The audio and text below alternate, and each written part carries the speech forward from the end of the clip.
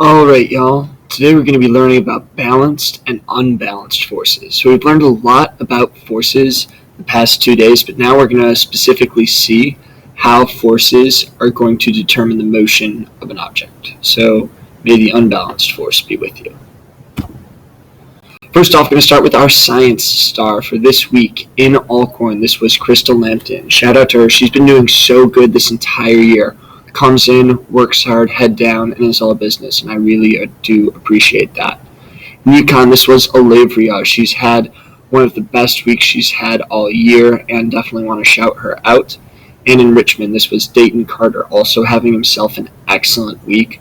Really just been impressed with his effort and his achievement.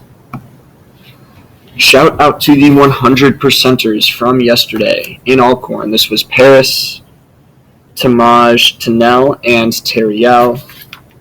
In UConn, this was Tracy, Anijah, Fabricio, Justin, Diamond, Terrian, Olivia, and Renika. And in Tulane, this was Niall, Jalen, Kanijah, Nasir, Michelle, Sky, Dale, Raphael, Elsie, and Jai.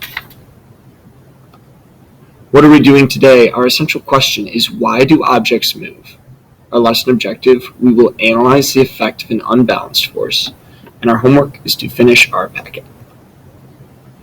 Note number 1, when multiple forces are acting on an object, they are balanced, or the same, and the object will not move. So if I see my book here, I know that gravity is pulling down with the same amount of force as my normal force pushing up. The forces are balanced, and my book will not move. Note 2, when one force is greater than another force, the forces are unbalanced. The object will move in the direction of the larger force. So if I have a bigger force of 80 newtons pushing to the right, and I have a smaller force of 40 newtons pushing to the left, I know that the wagon is going to move in the direction of the bigger force. Practice question 1. Which direction will the box move, and why? Practice question 2. Lewis kicks a soccer ball along the grass. He notices that the friction from the glass slows the ball down. Below is a diagram of the forces on the ball, so I have a smaller force going this way and a bigger force going this way. First, are the forces balanced or unbalanced, and why?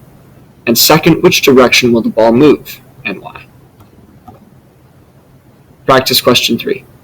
Evelyn pushes a desk across the floor. She notices it's hard because friction is pushing against her applied force. Which force is greater, friction or the applied force, and why? Practice question 4. Kayla leaves her pencil on the table after class. If the forces acting on her pencil are balanced, will the pencil move, and why?